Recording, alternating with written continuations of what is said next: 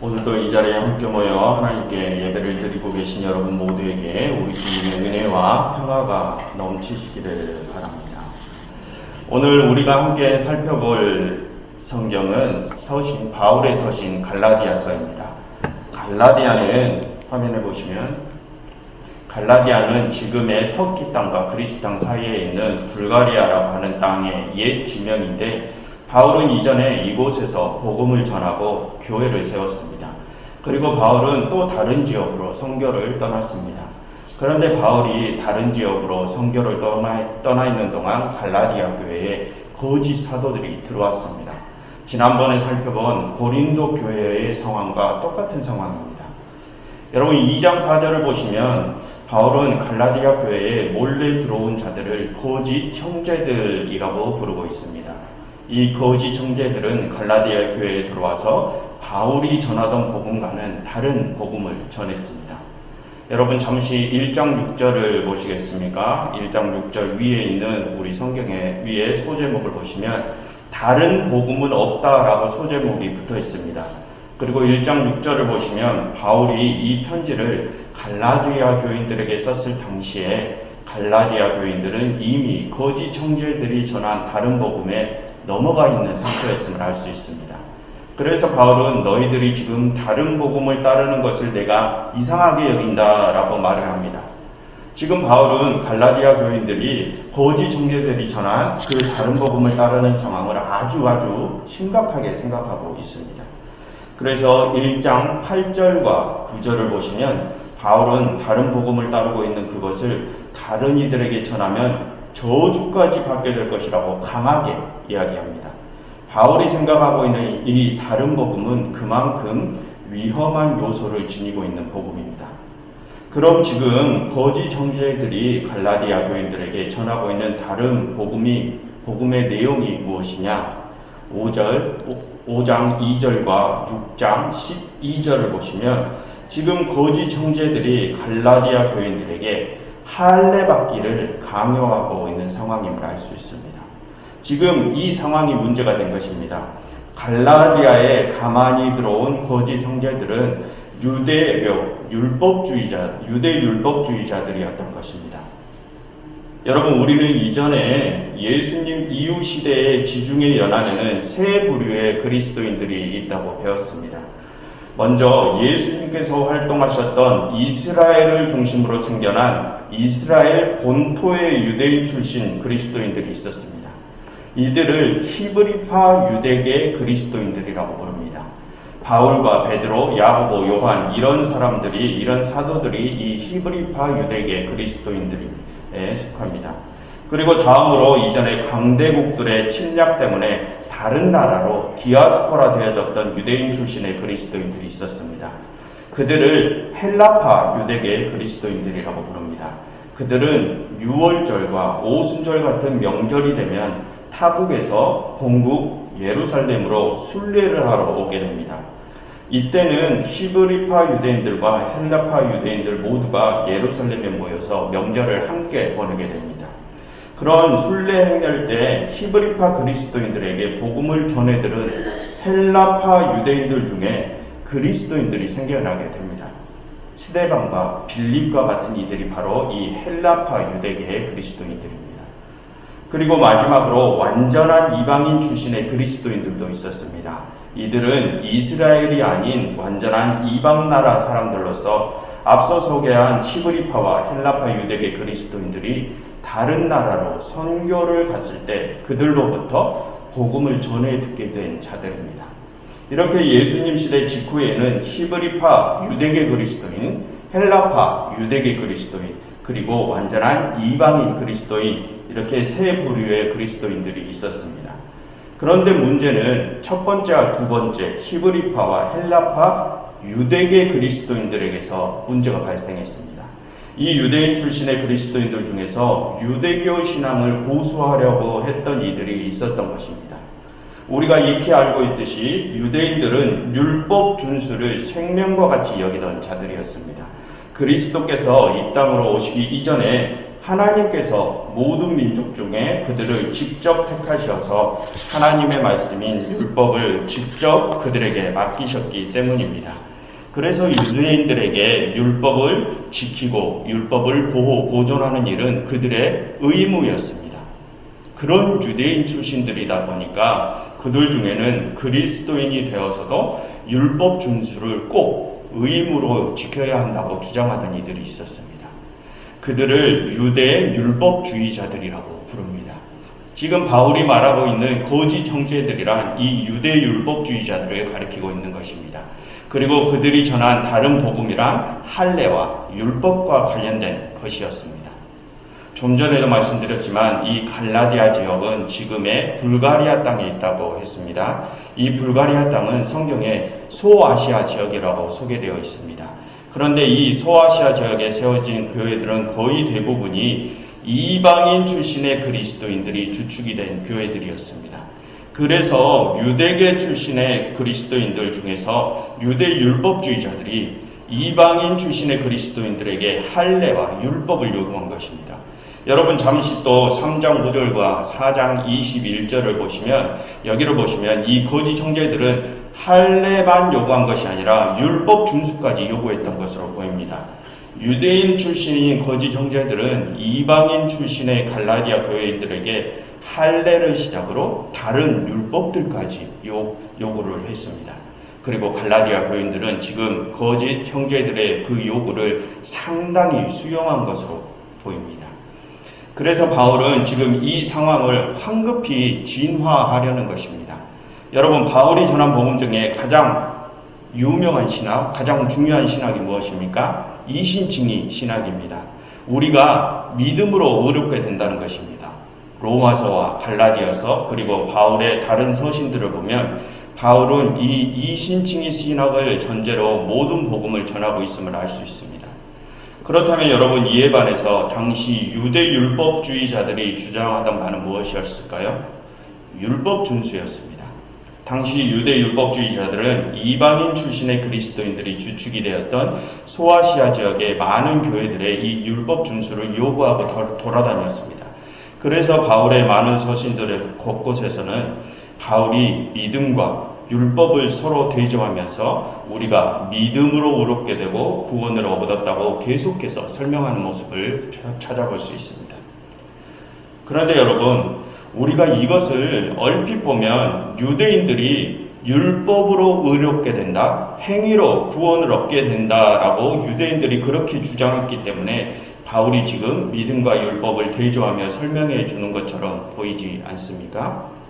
그런데 여러분, 그게 아닙니다. 여러분, 우리는 유대인들이 주장하는 이 율법 준수에 대해서 많이 오해를 하고 있는 부분들이 있습니다. 우리는 그동안 기독교의 이신칭의 사상과 유대교의 율법 준수 사상을 대립관계로 놓은 구도에 익숙해 있지 않습니까? 기독교는 믿음으로 구원받는다고 그러고 유대교는 율법으로 구원받는다, 그렇게 주장한다는 이런 대립 구도에 우리는 익숙해 있지 않습니까? 그런데 여러분, 그게 아닙니다. 유대인들이 율법으로 구원받는다고 주장했기 때문에 바울이 지금 믿음과 율법을 대조하는 것이 아닙니다. 유대인들은 율법 준수를 구원의 조건으로 내세웠던 것이 아닙니다. 유대인들이 주장하는 것은 하나님께서 모든 민족 중에 이스라엘을 특별히 선택하셔서 자신들에게 특별한 사명, 하나님의 말씀인 율법을 맡기셨으니까 하나님의 그 특별한 선택에 대한 응답으로 율법 준수를 해야 한다는 것입니다. 즉, 유대인들은 선민의식 때문에 율법 준수를 강조했던 것입니다. 하나님께서 이스라엘을 특별하게 생각하시니까 유대인 자신들은 다른 모든 민족들이 바라봤을 때 가장 뛰어난 모범을 보이며 살아야 한다는 것입니다. 그것이 하나님께서 이스라엘 자신들을 특별히 선택하신 은총에 대한 응답이라는 것입니다. 이게 유대교인들이 가진 율법 준수의 가장 근본적인 이유입니다. 유대교인과 유대 율법주의자들이 주장했던 것은 율법, 행위로 의로움과 구원을 얻는다는 것이 아니라 이스라엘을 특별한 선민으로 부르신 하나님의 은총에 대한 응답인 것입니다. 그럼으로써 율법을 지킴으로 행함을 보임으로 자신들이 하나님의 백성, 하나님의 택함을 받은 백성임을 증명한다는 것입니다. 그렇다면 여러분, 이러한 선민의식은 어떻게 보면 대단히 바람직한 모습 아닙니까? 하나님의 은총에 우리도 응답을 하자. 우리의 선한 행함은 하나님의 백성으로서 선택받았음을 증명하는 것이다. 우리가 그동안 성경을 통해서 공부해왔던 메시지와 동일한 메시지 아닙니까? 성경은 하나님의 은총에 우리도 응답해야 함을 말합니다. 계약관계가 그렇고 언약관계가 그렇습니다. 쌍방향의 응답이 있어야지만 계약관계와 언약관계가 성립하는 것입니다. 그리고 성경은 믿음과 행함도 분리하지 않습니다. 성경은 우리가 행하는 것이 믿음이라고 말합니다. 예수님께서 그렇게 말씀하셨죠. 마태복음 7장 21절의 말씀입니다. 나더러 주여 주여 하는 자마다 다 천국에 들어갈 것이 아니요 다만 하늘에 계신 내 아버지의 뜻대로 행하는 자라야 들어가리라. 예수님께서도 행하는 것이 곧 믿음이라고 말씀하십니다. 이처럼 성경은 행함과 믿음을 절대로 분리하지 않습니다. 그렇다면 여러분, 유대 율법주의자들이 주장하는 율법 준수는 너무나도 올바른 행위 아닙니까? 그런데 여러분, 바울은 어째서 유대 율법주의자들의 주장이 저주까지 받게 될 거짓 복음이라고 말하는 것일까요? 바울은 로마서와 이 갈라디아서 등 자신의 여러 서신에서 수없이 믿음과 행위를 대립시키면서 이신칭의 사상을 주장합니다. 그러면서 유대 율법주의를 정말로 조심해야 된다고 주장합니다. 여러분, 유대 율법주의자들도 그들이 율법 준수를 하려고 한 본질적인 이유가 원래는 정말로 올바라 보이는데 바울은 왜 그것을 주의하라고 하는 것일까요? 바울이 그것을 심각하게 생각한 이유는 몇 가지가 있습니다. 그것은 유대주의자들이 율법 준수를 하려고 했던 본질적인 그 이유가 잘못된 것이 아니라 그 율법 준수를 오해하는 이들이 있었기 때문입니다. 이것에 대하여는 너무 긴 이야기가 되기 때문에 다음에 이 부분만 다시 깊게 한번 다뤄보도록 하겠습니다. 시간 관계상 지금은 오늘의 본문과 관련된 아주 중요한 이유만 살펴보도록 하겠습니다. 바울이 그것을 심각하게 생각한 이유는 그 중요한 이유는 바로 이것입니다.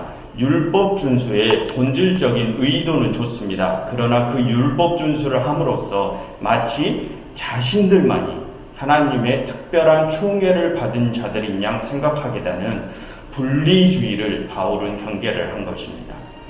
이스라엘 민족이 율법 준수를 한 것은 하나님의 은총에 대한 응답입니다. 그러니 자신들은 다른 민족들보다 더 뛰어난 모범을 보여야 합니다. 그래서 율법 준수를 해야 한다는 것입니다. 그럼 하나님의 은총의 혜택 안으로 들어온 새로운 자들, 새로운 이방인들은 어떻게 해야 될까요? 그들도 하나님의 은총 안으로 이제 들어왔으니까 그들도 하나님의 백성임을 다른 사람들 앞에 드러내 보여야 한다는 것입니다. 율법을 지킴으로, 행함을 지킴으로 모범을 보여야 한다는 것입니다. 여기까지는 좋습니다. 그런데 그 본질은 뒷전으로 밀려나 버리고 만약에 그 율법 준수를 하는 그 행위를 보임으로써 아직 하나님의 은총 안으로 들어오지 못하는 이들과 이미 하나님의 은총 안으로 들어온 이들을 갈라놓고 이미 하나님의 은총 안에 들어온 자들이 자신들만 특별하게 하나님의 선택을 받은 자들이냐, 자신들만 특별하게 하나님의 사랑을 받은 자들이냐 생각하는 그것이 잘못됐다는 것입니다. 일종의 엘리트 의식을 갖게 되는 것이죠. 바울은 율법 준수의 본질적인 의도가 잘못됐다고 말하는 것이 아니라 그 율법 준수를 함으로써 자신들만 특별하게 하나님의 특혜를 받은 자들이다, 이런 엘리트 의식을 갖는 것을 비난하는 것입니다. 선민의식이 아니라 하나님의 선택을 받은 우리가 선민의식이 하나님의 선택을 받은 우리가 다른 이들보다 더 모범을 보이자 이런 쪽으로 좋은 면을 보일 수는 있습니다. 그러나 만약 지금 지적한 것처럼 선민의식이 자신들만 특별하다는 엘리트 의식으로 전이되게 된다면 그것은 공동체 생활에 안 좋은 결과를 초래하게 됩니다. 그리고 바울이 율법 준수를 믿음과 대리시키는 또 다른 이유는 그 율법 준수를 형식주의로 받으려는 자들이 있었기 때문입니다. 율법 준수의 본질이 아니라 그 율법 준수를 하는 형식만을 채움으로써 자신의 의로움을 다른 사람들 앞에 뽐내 보이려고 하는 사람들이 있었기 때문입니다. 즉 외식하는 사람들이죠. 또한 바울이 율법 준수를 경계한 또 다른 이유는 타인에게 그것을 강요하는 것이 잘못됐기 때문입니다. 방금 말씀드렸다시피 율법 준수의 본질적인 의도는 하나님의 은총에 대한 응답입니다. 그런데 그 응답은 하나님의 크신 은총에 감동을 입은 자가 스스로 자신의 의지에 비롯해서 응답하는 것이지 타인의 강요에 의해서 응답하는 것이 아닙니다. 바울이 믿음과 율법을 대조한 이유는 이처럼 여러 가지가 있습니다. 그렇지만 그 모든 것을 설명하기에는 너무 길어지기 때문에 다음에 다시 깊이 있게 한번 다뤄보도록 하겠습니다. 어쨌든 오늘의 본문과 관련된 부분만 살펴보도록 하겠습니다. 오늘의 본문과 관련된 이유는 율법 준수를 함으로써 자신들이 다른 사람들보다 더 특별한 사람들이냐, 엘리트 의식을 느끼려는 분리주의자들이 있었기 때문입니다. 그래서 바울은 자신의 서신 곳곳에서 계속해서 예수 그리스도의 믿음으로 우리가 의롭게 되었음을 강조합니다. 즉 십자가로 우리가 의롭게 되었다는 것입니다. 그것은 인류 모두에게 열린 보편적인 구원입니다. 어느 한 특정인이나 어느 특정한 그룹을 위한 은총이 아니라 인류 전체, 피조물 전체를 위한 구원이라는 것입니다. 여러분, 바울은 묵시 사상을 가진 묵시가라고 했습니다. 그 묵시 사상의 특징 중에 하나가 이 보편주의입니다. 이 세상 모든 피조물들이 자신들의 죄에서 벗어나 의롭게 되는 것은 그리스도의 십자가에 의해서입니다. 그 십자가로 인해 이 세상의 모든 피조물들에게 구원의 문이 열리게 되었습니다. 그것은 피조물들의 율법 준수 때문에 이루어진 것이 아니라 그리스도의 십자가의 희생 때문에 이루어진 것입니다. 세상의 구원의 1차적인 이유는 그리스도께 있다는 것입니다. 즉 세상을 구원하신 분은 당신의 아들을 이 땅으로 보내신 하나님, 당신이라는 뜻입니다. 하나님께서 직접 이 세상을 구원하셨다는 것입니다. 죄인인 우리가 율법을 지키던 선을 행하던 그 어떤 행위를 해서 이 세상이 구원이 되는 것이 아니라 하나님께서 하셨다는 것입니다. 1차적으로.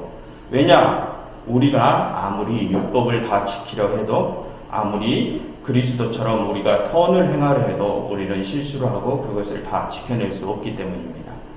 그러니 하나님께서 하신다는 것입니다. 하나님 당신께서 직접 하신다는 것입니다. 죄인들을 다시 의롭게 하고 세상에 구원의 문을 열고 그 구원의 문까지 사람들을 이끌고 가시는 것은 하나님 당신께서 하신다는 것입니다. 그것은 하나님 손으로 이루어진 것이라는 말입니다. 그러니 어떻다는 말입니까? 그러니 너희가 특별하다는 생각하지 말라고요. 하나님이 이루신 것인데 왜 너희 개개인들이 너희가 속한 그 특정한 그룹들이 특별하다고 생각하냐고요. 그러니 다른 이들과 너희를 분리하지 말라고 바울은 말을 하는 것입니다. 하나님께서는 이 세상 전체를 구원하시려고 작정하신 분이시지 어떠한 특정한 그룹만, 어떠한 특정한 이들만 구원하시려는 분이 아니라고 말하는 것입니다. 이러한 보편주의가 기독교 묵시 사상의 특징입니다. 그 묵시적 보편주의를 보여주는 본문이 바로 오늘의 본문입니다. 여러분, 오늘의 본문의 내용은 너무도 유명한 내용입니다. 게바, 즉 유대인 출신의 베드로가 이방인 그리스도인들과 식사를 하고 있습니다. 그때 또 다른 유대인 출신의 사도인 야고보 일행이 베드로가 있는 곳에 도착을 합니다. 그런데 베드로는 야고보 일행이 자신의 눈앞에 나타나자 황급히 그 자리를 피합니다. 여러분, 왜 그렇습니까? 2장 21절을 보십시오. 본문 2장 21절. 베드로가 이방인들과 먹다가 야고보 일행이 온 것을 보고 그가 할례자들을 두려워하여 물러갔다고 합니다. 할례자들, 즉 야고보와 같은 유대인 출신들이 무서워서 도망갔다고 합니다. 그리고 13절과 14절을 보시면 베드로와 함께 그 자리에 있던 다른 남은 유대인들과 바나바도 그 자리를 황급히 떠났다고 합니다. 바울은 그 식사 자리를 떠난 베드로와 유대인들이 보인 모습을 외식하는 모습, 복음의 진리를 따라 행하지 않는 모습이라고 책망을 합니다. 여러분, 바울은 지금 왜 베드로를 책망하고 있는 것일까요? 여러분, 유대 율법에는 이러한 규례가 있었습니다. 유대인은 이방인과 겸상을 하면 안 된다는 규례였습니다. 하나님께서는 이스라엘을 택하셨습니다. 하나님은 성결하시니 하나님의 백성으로 선택된 그들 또한 그 성결함을 지켜야 했습니다. 그래서 유대인들은 아직 성결함에 이르지 못한 이방인들과는 겸상을 하면 안 되었습니다. 다른 이들의 부정함이 유대인들의 성결함을 더럽힐 수 있기 때문이었습니다. 이것이 유대 율법 중에 식탁에 관한 율법이었습니다. 그러나 여러분, 예수 그리스도의 십자가 사건이 있고 난 후에는 어떻게 되었을까요? 세상의 모든 이들에게 의로움이 전해졌습니다. 이제는 어느 특정한 한 민족에게만 하나님의 성결함이 전해지는 것이 아니라 세상의 모든 이들에게 하나님의 성결함이 전해진 것입니다. 그러니 이제는 유대인과 이방인을 분리할 필요가 없습니다. 율법 중에 이러한 성결에 관한 규례는 예수님의 십자가 사건 이후로 이제 율법을 벗어나게 됐습니다. 그런데 베드로는 아직까지 그 성결 규례를 의식하고 있었던 것입니다. 베드로는 그리스도의 복음을 받은 자입니다. 그뿐만 아니라 베드로는 예수님의 제1가는 수제자입니다. 그런 베드로가 복음의 참뜻을 모르겠습니까? 다 알고 있습니다. 그런데 그래서 이방인들과 식사 자리도 베드로가 같이 하고 있었던 것입니다. 그런데 갑자기 이방인과의 식사 자리에 다른 유대인 출신들이 나타나니까 그동안 몸에 배어 있었던 성결 규례에 대한 잔존의식이 몸을 움직였던 것입니다.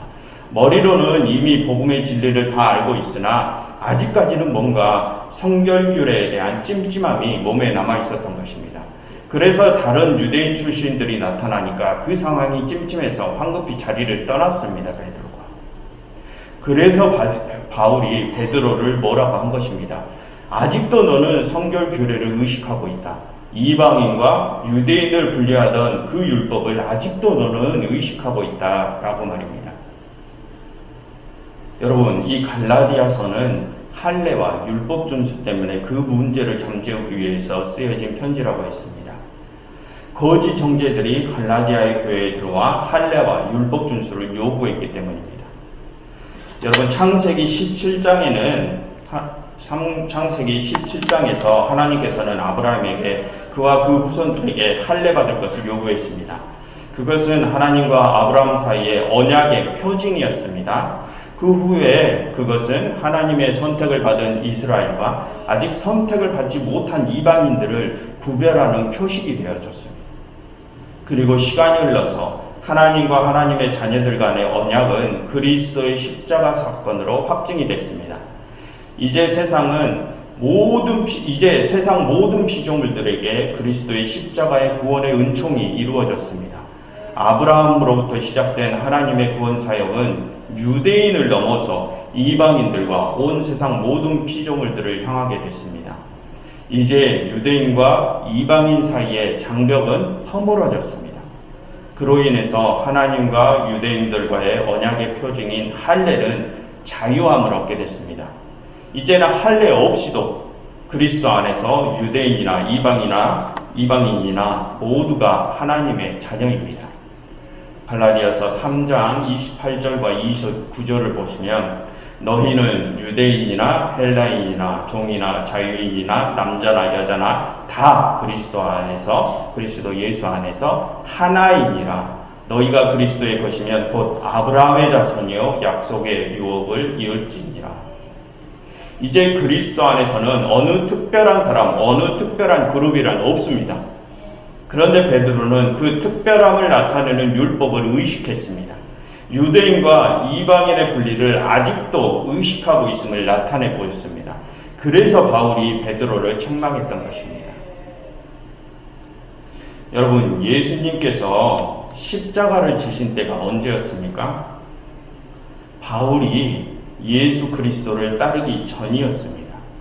바울이 그리스도인들을 핍박하고 있을 때 예수 그리스도는 그 바울을 위해서 십자가를 지셨습니다. 여러분, 이게 무슨 뜻입니까? 그리스도 예수는 자신을 따르고 있던 그들만을 위해서 십자가를 지신 것이 아니라는 뜻입니다. 예수님은 이 세상 모든 이들을 위하여 십자가를 지셨다는 것입니다. 하나님께서는 하나님 당신께서 내리신 율법을 지키고 있던 그 유대인들만을 구원하시기 위하여 이 땅에 당신의 아들을 보내신 것이 아니라 이 세상 모든 피조물들을 구원하시기 위하여 당신의 아들을 이 땅에 보내신 것입니다. 여러분, 과거의 이스라엘인들은 자신들이 하나님의 율법을 맡은 선민들이라고 생각했습니다. 그래서 그들은 타의 모범을 보이려고 했습니다. 그 본래의 의도는 좋았습니다. 그러나 그들 중에는 점점 본래의 의도를 벗어나서 선민의식의 부정적인 면을 드러내는 자들이 생겨났고, 그들은 다른 민족들보다 자신들만 특별하다는 엘리트 의식을 가지게 되었습니다. 그럼으로써 율법을 외식적으로 지킴으로 자신들의 특별함을 더욱더 강하게 드러내려고 했습니다. 그렇다면 여러분, 지금 우리 그리스도인들을 한번 돌아보십시오. 우리의 모습 중에 과거 유대인들이 범했던 그들의 모습과 똑같은 모습이 보이지 않습니까? 교회를 다니는 자들과 다니지 않는 자들을 분리하고, 우리는 하나님의 특별한 사랑을 받고 있는 자들, 저들은 그렇지 못한 자들이라고 생각하면서 그들과 우리를 분리하고 있지는 않습니까? 여러분, 과거 유대인들이 보인 모습과 지금 우리들이 보이는 모습이 똑같아 보이지 않으십니까? 또한 교회 내에서도 그렇습니다. 하나님께서 다른 신도들보다 나만 더 많이 사랑하신다고 생각하시는 분들이 있지 않습니까? 하나님께서는 내 기도를 더 잘 들어주신다면서 하나님께서는 나에게만 더 특별한 은총을 베푸신다고 생각하시는 분들이 종종 있지 않습니까? 여러분, 하나님 앞에 그런 것은 없습니다. 하나님 앞에 다른 이들보다 더 특별한 사랑은 없습니다. 하나님께서는 이 세상 모든 피조물들이 다 똑같은 사랑과 은총의 대상입니다. 하나님께는. 여러분, 하나님께서는 이 세상 모든 피조물들을 위하여 당신의 아들을 보내셨습니다. 그렇게 원래는 이방인이었던 우리가 지금 하나님의 자녀됨의 영광을 누리고 있는 것입니다. 만약 하나님께서 과거에 하나님 당신의 말씀을 따르던 그들만을 구원하시려고 당신의 아들을 이 땅에 보내셨다면 지금 우리와 같은 모든 이방인들은 하나님의 구원의 은총을 받지 못했을 것입니다. 여러분, 그런데 지금 우리는 어떻습니까? 지금 우리는 나만이 하나님의 특별한 은총의 대상이라 생각하고 있지 않습니까? 아닙니다, 여러분. 하나님께서는 이 세상 모든 피조물들을 위하여 당신의 아들의 십자가에 못 박으신 것입니다. 하나님께서는 이 세상 모두를 하나로 보고 계십니다. 그러니 여러분, 나는 지금 교회를 다니고 있다, 나는 그리스도인이다 자랑하지 마십시오. 그것이 특별한 것인 것처럼, 하나님께서 나만 특별히 사랑하시는 것처럼 행동하지 마십시오. 이 세상에는 그 누구도 다른 이들보다 더 특별한 자는 없습니다. 이 세상의 모든 피조물들은 하나님의 은총 아래 모두 다 똑같은 자들입니다.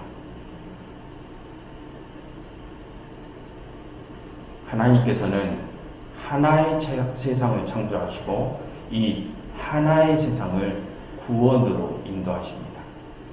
그러니 이 모든 세상, 모든 피조물이 주님 안에 하나님을 생각하시고 그리스도 안에서 모든 피조 세계와 하나된 모습으로 살아가시는 주의 성도들이 되시기를 바랍니다. 기도하겠습니다. 하나님, 저희를 하나의 세상에 창조하시고 하나의 공동체로 부르심을 감사드립니다. 하나님, 저희로 저희 개개인이 하나의 공동체의 이론임을 잊지 않게 하시고 저희만의 신앙에서 벗어나 이 세상 전체를 위한 신앙을 가지게 하옵소서. 저희만의 구원, 저희만의 행복, 저희만의 잘됨을 바라지 않게 하시고 온 피조 세계의 구원과 행복과 모두의 잘됨을 바라고 기도하게 하옵소서. 개개인의 특별함을 벗어나 그리스도 안에서 모두와 연합되는 새로운 탄생을 맛보게 하시고 종국에는 하나님과 이 세상 모두가 연합되어 영원한 생명을 살아가는 하나님의 나라를 속히 이루시옵소서. 예수 그리스도 이름으로 기도드렸습니다.